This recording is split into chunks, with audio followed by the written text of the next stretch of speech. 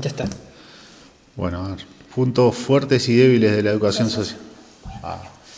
Como fuertes, que es una disciplina relativamente nueva y que además contempla mucho lo que quiere el sujeto de la educación, que no viene con un programa preestablecido sin conocer al chico, sino que es algo que se hace a partir de intereses y de necesidades que tenga la persona. Eso para mí es el punto más fuerte. Y débil el hecho de ser nueva y de no tener reconocimiento, capaz que por propia culpa de los educadores sociales, que no terminamos de convencernos que somos profesionales. Siempre ponemos por delante a otros, aceptamos puestos de trabajo que son para suplir deficiencias de otros. En los IES ahora trabajan educadores sociales para hacerse cargo de los chicos que los profesores no los soportan en clase, o en las escuelas de los chicos que molestan en clase. Estamos como a apagar incendios siempre. Eso para mí es un punto débil, no ayuda a que nos reconozcamos como profesionales competentes. Después, no sé, debilidades. Creo que está en construcción, o sea, pero tenemos que empezar a creernos que es una profesión. Hay unos educadores de Uruguay que dicen que una de las cosas flacas que tiene la educación social, ellos dicen que estamos como en la prehistoria de la educación social. Y dicen prehistoria porque marcan el límite entre historia y prehistoria es la escritura, ¿no? Y bueno, y hablan justamente que la educación social está en la prehistoria porque los educadores sociales todavía no hemos empezado a escribir.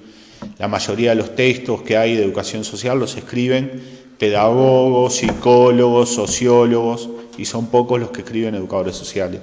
No nos animamos a escribir. No, siempre estamos como a la escucha de los que vienen de otras disciplinas. Y no pasa lo mismo al revés. Pueden venir los psicólogos a opinar de educación, pero un educador social no va a opinar de psicología, ni de sociología, ni de medicina, que hasta los médicos hablan de educación. Pero nosotros en eso está bien que escuchemos, pero hay que marcar un poco más Y los límites. bajo tu experiencia laboral, ¿has visto que el educador social tiene su sitio ya marcado en el trabajo? Es un poco como que tiene que estar en todos lados, en todos sitios. Es como el psicólogo se encarga de una parte, el educador tiene ese sitio ya. No, en algunos sitios, por ejemplo en los CRAE sí, en los CRAE el educador tiene su sitio, pero después está esto de los nuevos escenarios de la educación social que se están construyendo y hay que tener mucho cuidado en eso, en cómo lo vamos construyendo, porque terminamos aceptando encargos que no son educativos, son encargos de vigilancia, de control, de esto de cuidar que no estén en la calle, cuidar a los que molestan en el aula y que no anden por ahí, hacerse cargo de los que abandonaron el IES, y no terminan siendo cuestiones educativas. Que sí después el educador social, el equipo en el que esté, puede encontrarle una vuelta y hacer algo educativo, buscarle la vuelta a ese encargo. Pero no puede dejar de desatender ese encargo, porque en el momento que lo desatienda, se cae el proyecto y deja de hacer todo. Es buscar grietas, ¿no?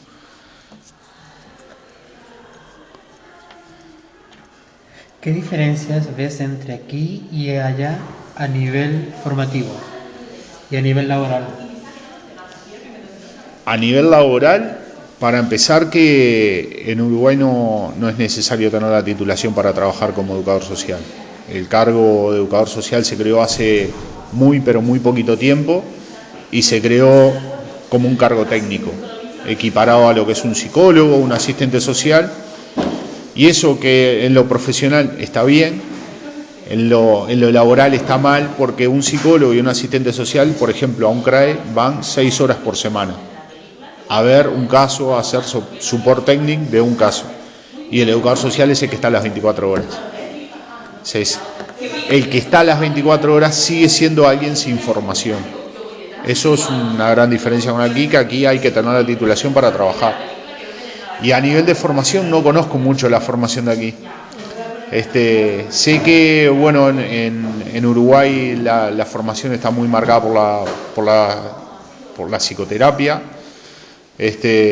y aquí no, aquí la parte de psicología no es tan psicoanalítica, sino que es más conductual.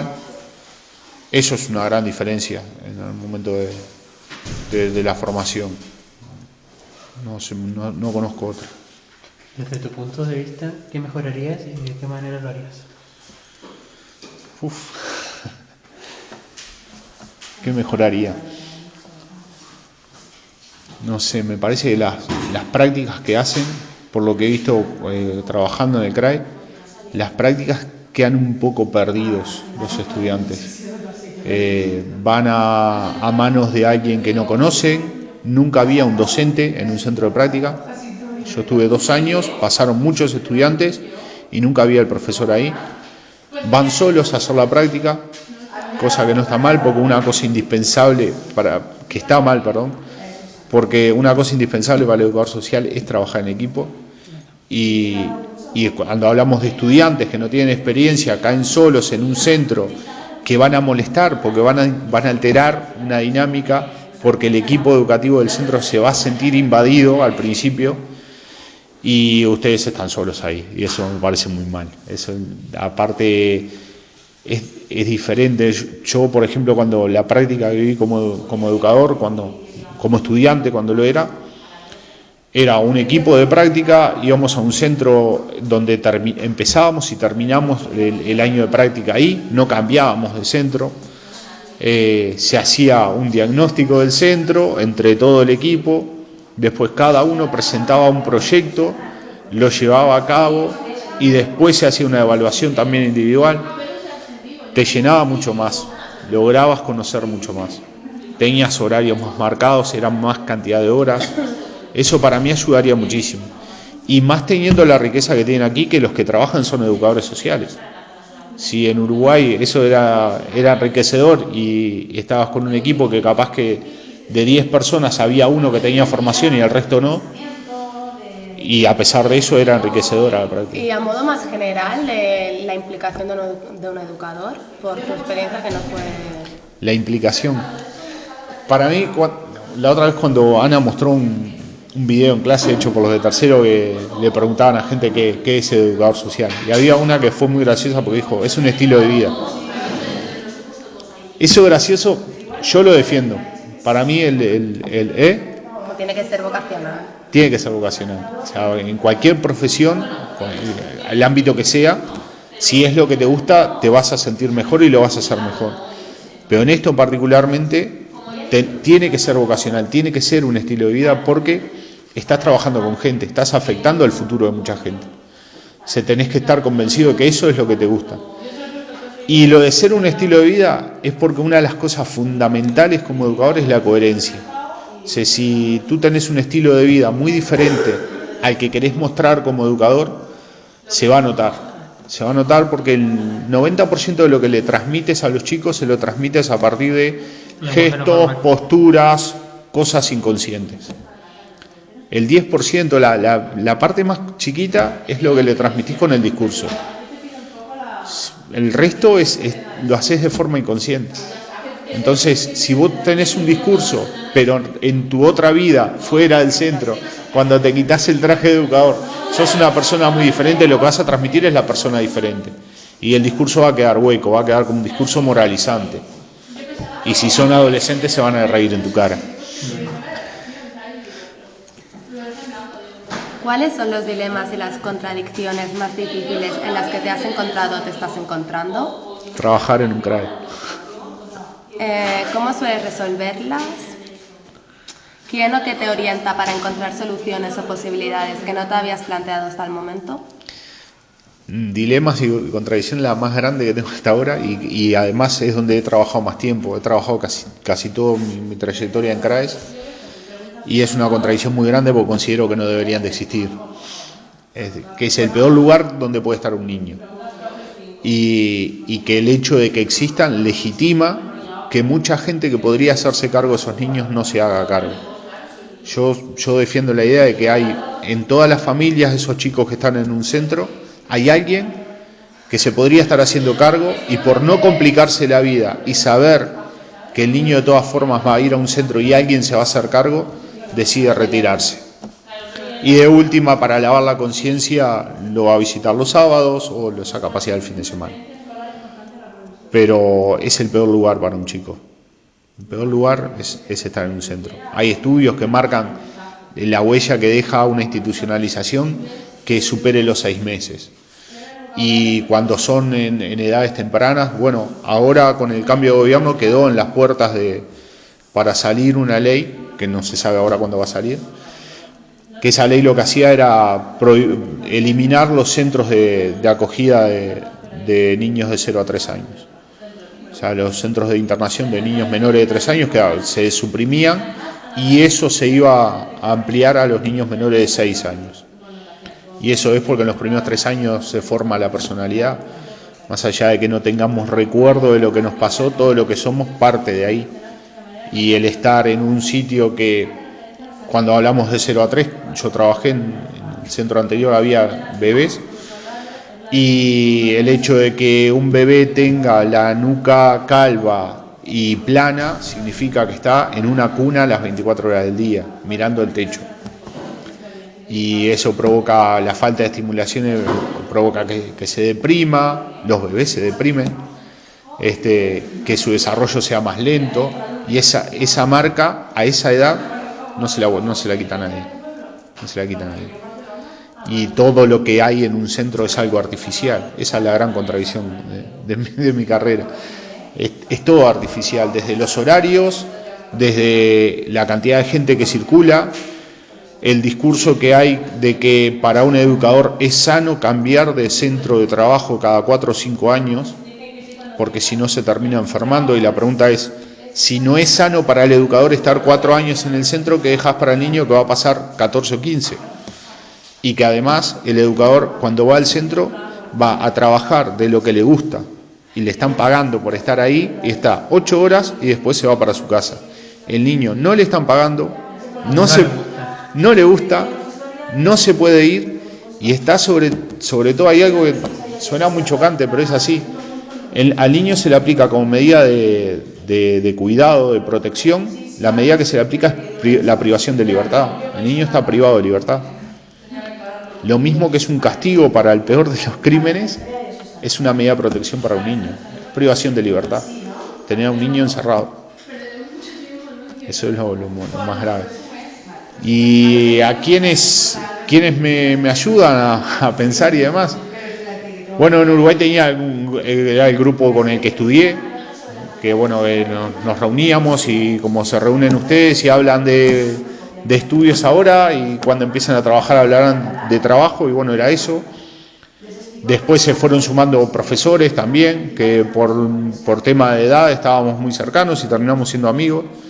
Acá no tenía ese sitio y lo encontré hace un año, un grupo de educadores que se reúnen en Hospitalet, hay muchos docentes y demás, y bueno, ahí encontré el sitio donde hay alguien que habla de lo mismo que yo, que piensa lo mismo, y que de última te ayuda a pensar que no estás tan loco, ¿no? que hay gente que piensa igual. ¿Qué perspectivas tienes? ¿Cuáles son tus planes? ¿Trabajar aquí o allá o en otro lugar? ¿Proyectos hacia futuro? ¿Seguir aquí en el CRAE o evolucionar un poco más? ¿Montar un proyecto tú por tu banda? Ahora hasta... ¿Porque no te gustaría tocar otro ámbito aparte de niños? Ahora hasta junio intentaré quedarme en el CRAE para poder tener un sustento económico, y mientras termino la homologación del título. Si surge algo antes, probablemente me vaya. Y sí, para otro ámbito. La experiencia del centro anterior y la experiencia en esas reuniones raras, y encontrar que sí, que cuando lo consulté con gente que ha trabajado ahí, y me han dicho lo mismo, sí, te está pasando esto y esto otro, sí, es verdad, me está pasando eso, ya sabíamos que te iba a pasar, y un poco me está alentando a dar el salto a a otras partes de la educación social. Quizás que me tengo que animar. En este grupo me animan mucho en lo que es hacer presentación de diferentes trabajos, me escuchan, hacen mención a algo que yo dije, sé un poco que te intentan hacerte, no sé si lo intentan a propósito, pero te empezás a sentir que decís cosas coherentes, que formás parte. Y bueno, y ahí hay opciones de cambiar de trabajo, ¿no? En principio sería hasta junio mantenerme, tener la homologación. Después mi plan a largo plazo es seguir la formación aquí en la UE, y porque mi objetivo a largo plazo es la docencia. Me gusta mucho la docencia, sí, me gusta muchísimo. En los centros de práctica, tanto acá como en Uruguay, cuando iban estudiantes siempre era de hablar, siempre estoy dispuesto a hablar y a recomendar cosas. Me gusta mucho la docencia. Antes de estudiar educación social estudiaba profesorado y bueno, considero que me falta mucha formación y por eso quiero hacerlo. Después, posibles lugares de trabajo, me llama mucho la atención el tema de inserción laboral, porque es una parte educativa bastante novedosa para mí, y además no se trabaja solo con niños, se trabaja con adultos, y el trabajo con adultos me gusta también.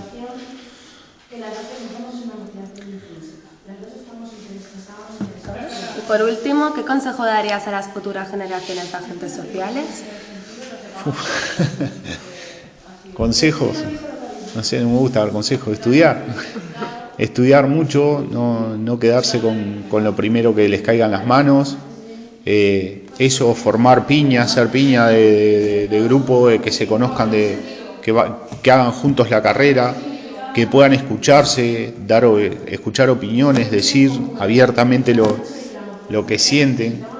Y sobre todo eso, tratar cuando entran a un centro, darse tiempo a entender por qué pasan las cosas, no quedarse con que en la primera reunión no hablaba nadie y qué será esto, ¿no? Pero buscar siempre, no van a encontrar, eso no es un consejo, creo, no me gusta decir que es una verdad, pero creo que sí, que no van a encontrar el sitio perfecto. Siempre, a todos los sitios donde vayan van a encontrar algo que no funciona, algo que está mal. Saber poner en la balanza y valorar si todo lo bueno que tiene ese centro vale como para que ustedes se queden ahí, o lo que tiene de malo pesa más y hay que irse. Cuando encuentren algo malo, intenten denunciar, intenten cambiar, pero cuando no puedan, váyanse. No se quemen en un trabajo. Eso, siempre hay que intentar cambiar, sí. Que los cambios cuestan, también es verdad. Ustedes cuando entren a un sitio van a entrar con energía nueva, con ideas, con ganas de cambiar. Muchas veces a las ideas les van a decir, eso ya lo intentamos antes y no resultó. Y puede ser cierto, pero también puede ser cierto que antes lo intentaron y no resultó y ahora lo intentan de vuelta y resulte. Entonces capaz que para hacer alguna de esas ideas se encuentren solos y tengan que demostrar por los hechos que ahora está resultando. Y una vez que los otros que se cansaron antes vean que a ustedes les resulta, los apoyen. Pero bueno, eso es intentar, pero no se quemen en un sitio, no se quemen. Cuando se tengan que ir, váyanse. Es una opción, irse es una opción siempre. O si no terminan apagándose en un lugar, se terminan consumiendo las fuerzas. Tener a alguien con quien hablar, sobre todo un grupo, tanto desde lo afectivo, desde una amistad, de alguien que no sepa nada de educación social, pero que les devuelva cómo los ve emocionalmente. Y la otra parte, que es alguien que desde lo profesional les diga, estás equivocado. ¿Qué crees que te hizo a ti? ¿Qué es lo que crees que te impulsó para querer dedicarte a la educación social? Conocer la educación social. Pero en el momento de que estabas ahí en Uruguay te decidiste a estudiar esto, ¿qué crees que fue a ti lo que te ha hecho? Yo estudiaba otra cosa, estudiaba para ser profesor de matemáticas, tenía un buen trabajo y me quedé sin trabajo. Colaboraba con una guardería donde trabajaba mi ex y bueno, hacía muchos trabajos con ellos de voluntariado, pero era una cosa de voy porque ella trabaja ahí y los ayudaba a montar fiestas y cosas. Cuando me quedé sin trabajo, a ellos les ofrecen iniciar el programa con embarazadas. El requisito para entrar, había un cargo, que era un cargo que se llamaba facilitador, que el requisito para entrar era tener bachillerato completo. Yo lo tenía, me lo ofrecieron el trabajo y acepté, porque no tenía otra cosa. Era un proyecto nuevo, era todo a construir, totalmente abierto. Ahí di con un muy buen equipo, hasta ahora el mejor equipo que he tenido. Di con un tipo que es un psicólogo, Julio Melgar, que lo considero mi maestro, aparte que es un muy buen amigo, es mi maestro en lo que es el trabajo social, me enseñó todo lo que sé. A veces me escucho y de repente la gente dice, qué bien lo que dijo, y yo estoy diciendo algo que dijo Julio, o sea, que no lo conocen y queda como que es idea mía y en realidad son cosas de él. Me marcó muchísimo, me enseñó muchísimo. Y bueno, pero consideré que para trabajar ahí la matemática no servía y tenía que buscar algo que tuviera que ver con eso. Y ahí mi ex me habló de que podía hacer educación inicial o que había una carrera donde ella había estudiado que se llamaba educación social, que eran 4 años, que había que dar prueba de ingreso para entrar y que además eran todos hippies, entonces a mí no me iba a gustar. Y yo era un tipo súper cuadrado de números y raíces cuadradas y no sé qué. Pero que las letras siempre se me habían dado bien. Y dije, bueno, voy a dar la prueba y la salvo y a otra cosa. Y fui, hice la prueba de ingreso, la salvé. En la carrera me fue muy bien, pero muy bien. Me costó mucho esfuerzo, pero me fue muy bien. Y al segundo año estaba enamorado de la educación social y ya la idea de cuando me consiga otra cosa vuelvo a estudiar matemática pasó a un segundo plano. Quedé marcado por la matemática porque me gusta mucho y hay cosas al razonar, al hacer cosas que me encuentro muy estructurado, ¿no? Pero, y después, bueno, hay cosas muy graciosas que dicen los educadores sociales de matemática, que bueno, no sé, a veces es una reunión de equipo que el niño, las tablas de multiplicar, que es una locura, que hay que buscar otra forma de que se las aprendan, no se las puede aprender de memoria. Y bueno, por haber estado en matemática sé que no hay otra forma de aprender la tabla de multiplicar que no sea de memoria. Claro. Pero bueno, fue eso, fue un enamoramiento, creo que producto del equipo en el que caí, la gente con la que me tocó trabajar, tanto los compañeros como las madres. Seguí una cosa muy rara también porque era gente que eran vecinos míos, que habían caído en una situación de pobreza extrema, entonces, pero que muchos me conocían de la niñez, que algunos habían ido a la escuela conmigo, entonces fue una relación, una cosa muy rara, muy rara. Te salió también un poco algo que formaba un poco parte de ti, ¿no? Porque fue encontrártelo y saber que sí. Encontrarte a gusto y... Es una vocación que se descubrió por accidente, pero sí, creo que es una prueba más de... Esto, Violeta Núñez habla un poco de esto de ser antidestino, ¿no? Y de no creer que sabemos todo del otro, que del otro en realidad no sabemos nada. Hace poquito en un ciclo de unas mesas de trabajo que montó Insercop, que es una cooperativa de inserción laboral, habló en la tercera mesa, la mesa de trabajo era una persona, hablaba de una fundación. A continuación, una persona de esa fundación planteaba un caso y cómo lo habían resuelto, y después Saúl Katz, que es un filósofo francés, hacía un análisis de esto. Y una de las cosas que él marcó y que me parece buena como termómetro propio, ¿no? Que él decía, cuando tratamos a alguien como sujeto y no como objeto, una de las cosas claras es que no sabemos lo que quiere. Es un interrogante de descubrir la persona. A mí me gustó como para hacerse la pregunta a uno mismo, ¿no? Al momento de estar trabajando y hacerse la conciencia. Creo que a la única persona que no le podemos meter, aunque querramos, es a nosotros mismos. Y hacernos esa pregunta. ¿Yo realmente estoy pensando que sé lo que quiere este chico o no? Y bueno, y si creo que sé lo que quiere, entonces no lo estoy tratando como un sujeto. Lo estoy tratando como un objeto y no es eso. Creo que lo mío fue una ocasión por accidente y hay tantos chicos por ahí que nos estamos perdiendo, no sé, desde artistas hasta artesanos, no sé, profesionales de tal cosa o tal otra, porque nunca lo probaron. Nunca vas a ver si toca bien el violonchelo si nunca tocó un violonchelo. Claro. O hasta que no lo conoces, ¿sabes? Es tener contacto con eso, nada más. Es ser antidestino.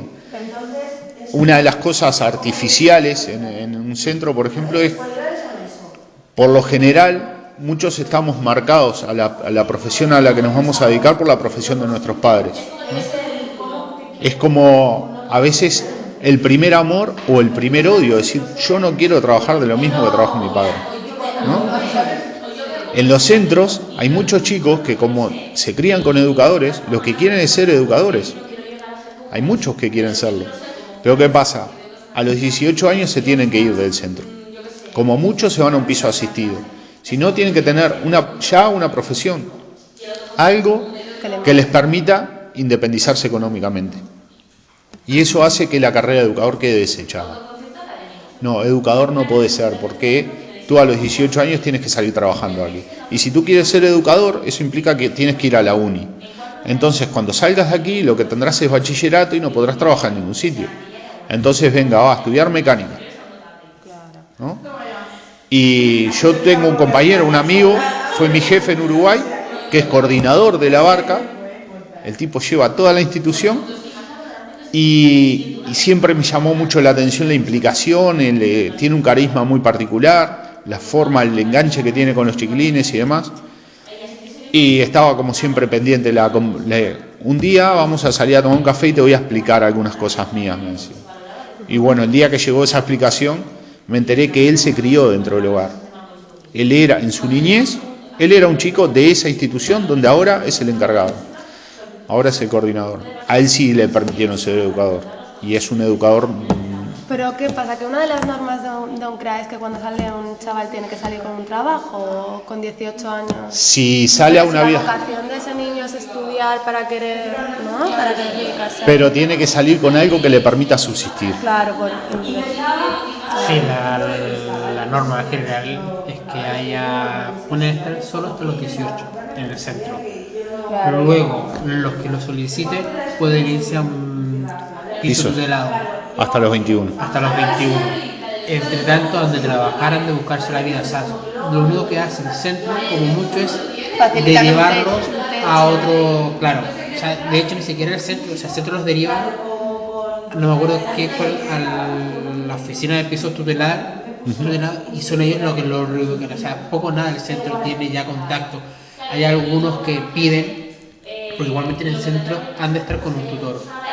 Sí. Hay algunos que piden que sea su antiguo tutor desde el centro, que les haga su tuteleje. Pero claro, eso depende del tutor, del centro y de muchos. Pero ellos tienen una paga, ¿no? Como...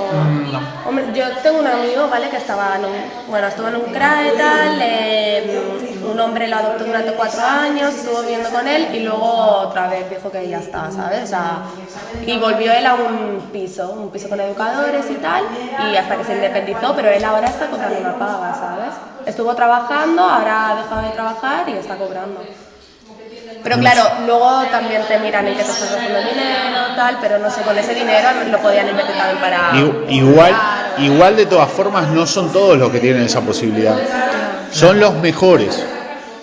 Los que demuestran haber rendido mejor en los estudios, los que para el centro son los mejores, son los que llegan a eso.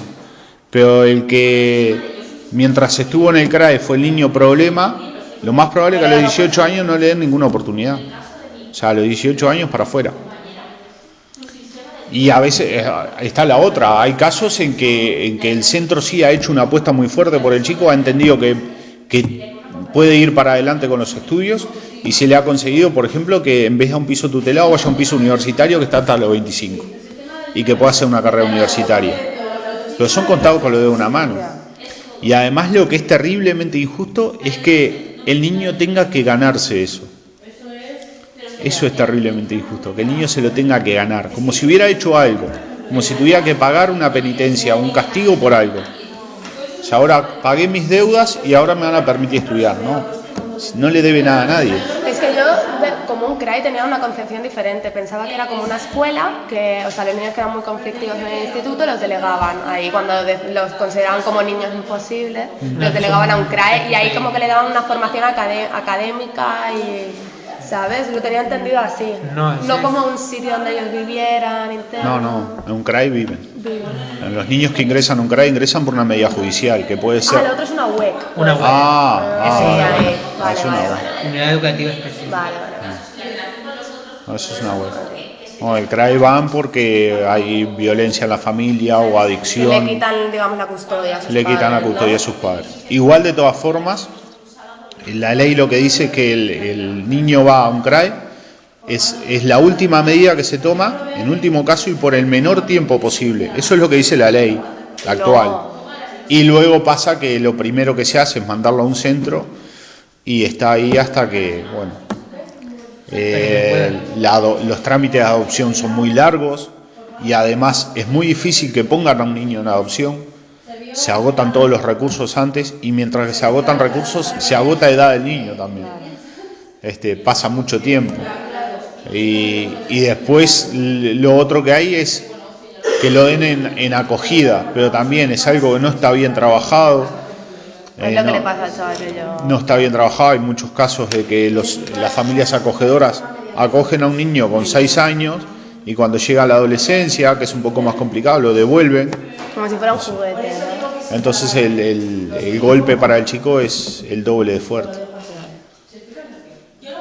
Pues yo creo que la función en un CRAE es súper importante de un educador, porque estás viviendo con él los primeros años de vida, eso le va a marcar mucho, ¿sabes? Luego, sí. La educación que tú le des, digamos... Sí, es la educación, es siempre apostar a que él puede y no solamente estar ahí acompañando, ¿no? Es como motivar que haga cosas, claro. Motivarlo a que haga cosas. Bueno. Provocarlo. Es la idea. Bueno, no sé. La violencia pedagógica, ¿no la habéis escuchado esa? La violencia Pedagógica, le Yo la sufrí. ¿Sí? Sí, igual en Chile durante la dictadura.